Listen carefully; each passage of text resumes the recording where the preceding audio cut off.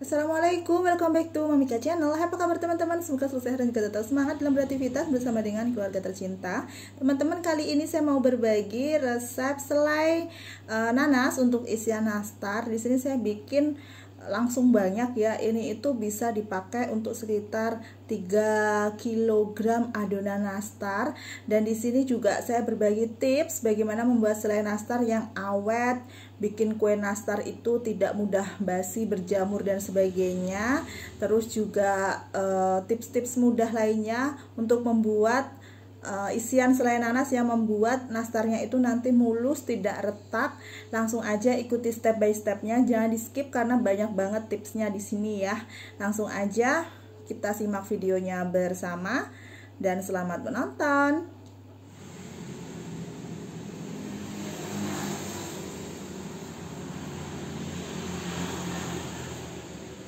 Pertama, ini kita siapkan 10 buah nanas ukuran besar yang sudah dihilangkan bagian atinya ya, bagian ati nanasnya yang keras itu, lalu juga sudah dipotong-potong.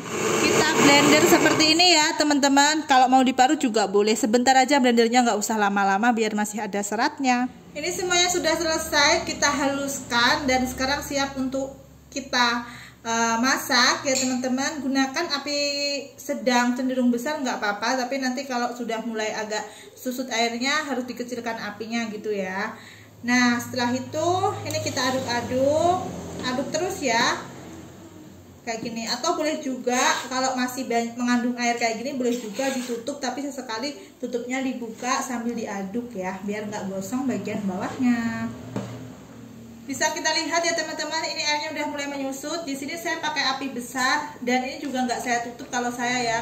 Soalnya kalau gulanya kita taruh nanti belakangan itu dia nggak terlalu ini ya, nggak terlalu mencrat gitu loh, jadi aman. Nah tapi di sini saya akan tambahkan kayu manis. Ini sebesar ini nih kayu manisnya.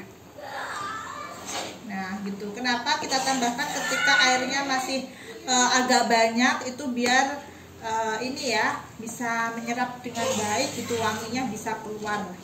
Kalau bakal selainya itu udah agak mengental seperti ini ya teman-teman, jadi airnya udah agak berkurang.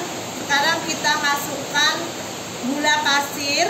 Ini gula pasirnya saya pakai 1 kg, tapi banyaknya gula itu sebenarnya bisa ditambah ataupun dikurangi, tergantung selera dan juga tergantung dari rasa nanasnya, apakah sudah manis atau tipikal nanas yang asam atau bagaimana, itu bisa disesuaikan ya. Kebetulan kalau punya saya ini tadi nanasnya manis ya, manis-manis yang enggak manis banget gitu juga enggak, tapi manis gitu. Oke. Dan sekarang juga kita tambahkan garam. Ini garamnya saya pakai setengah sendok makan ya, tapi nggak usah yang nggak usah yang munjung, pakai yang datar aja sendokannya. Oke, sekarang ini kita aduk, kita tunggu hingga kandungan airnya sudah habis ya. Setelah proses panjang ya teman-teman, ini selainya udah seperti ini. Kalau saya bikin isian nastar itu memang suka selainya yang sampai kehitaman kayak gini ya, tapi ini hitam mateng, bukan hitam karena gosong ya teman-teman ya. Kenapa kok seperti itu? Karena dari isian ini bisa menghasilkan nastar yang berkualitas ya. Isian yang seperti ini tuh bisa tahan lama, nastarnya tuh nggak mudah berjamur, nggak mudah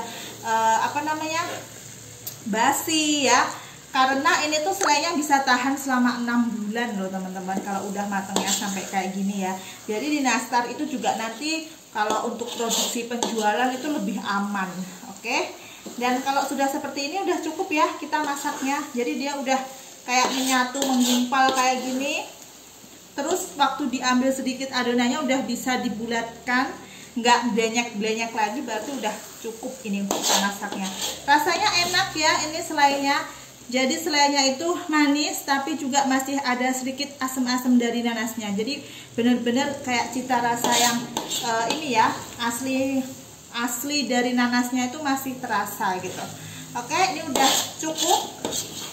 Sekarang siap untuk kita pindahkan di wadah lain ya. Jadi tunggu hangat dulu, baru setelah sudah agak hilang uapnya kita pindahkan di wadah lain.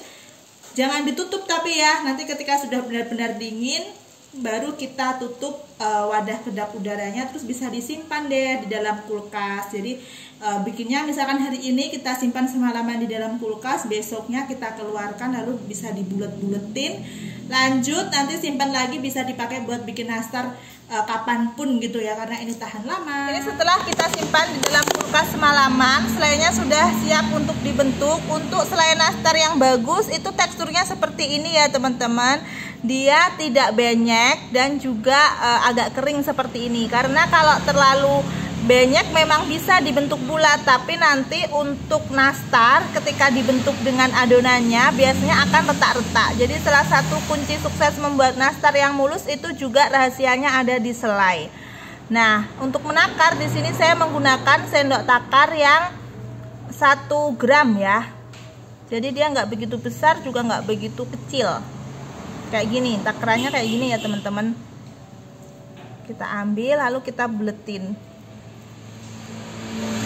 Nah, buletinnya kayak gini aja. Oke, hasilnya kayak gini, sebesar ini.